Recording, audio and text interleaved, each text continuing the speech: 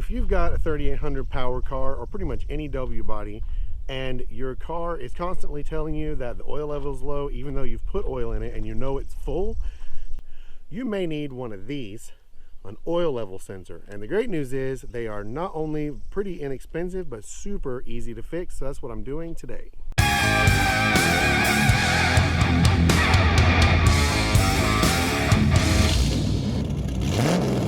So today we'll be doing this job using only 3 things.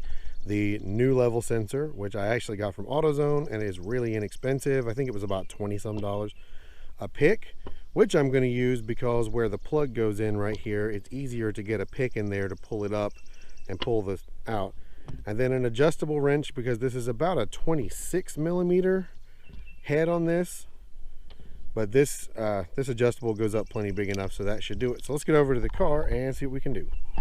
I started off by putting the car on ramps. This has a couple advantages over being on a lift actually, because leaning the car back like that will actually slosh the oil away from the sensor, which may mean that you lose a little bit less oil.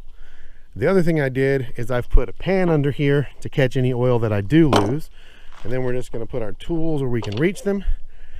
And if you need help finding this is super easy. From right in front of the car, just look directly under the car and straight up there, and there it is.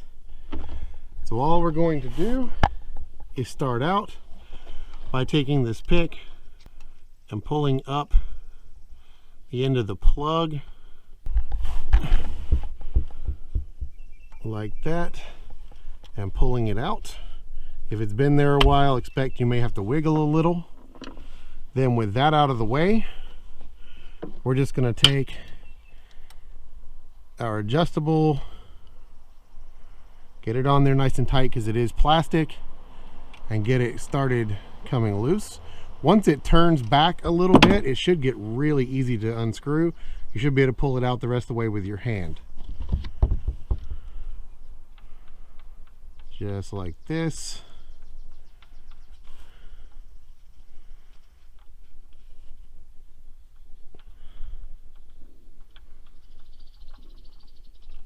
Then you're going to lose some oil. That's why I have this pan here. So it's just like pulling the drain plug out, sort of, only it's not at the bottom, so it's not going to drain all of your oil.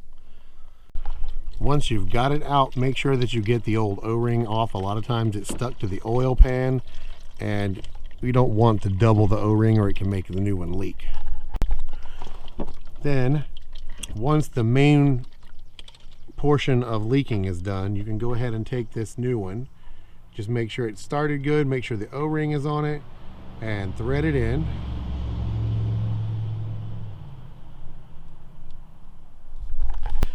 Once you've got it in nice and snug, we're just going to remove or wipe back off all of this oil that's spilled, keep this thing dry.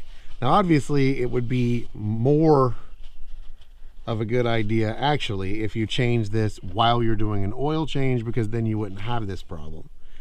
But either way, then you're just going to plug it back in, and then we're done on the underside. Then make sure you recheck.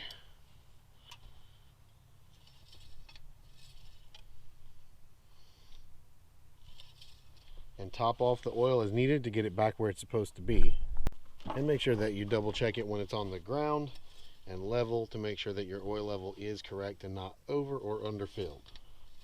And that's it, all there is to it. Really, really easy job. So you guys know the drill. Like this video, comment, make sure you're subscribed, and if there's any other kind of repairs that you'd like to see me do, let me know down in the comments. I'll see you guys in the next one. Thank you so much for watching, and peace.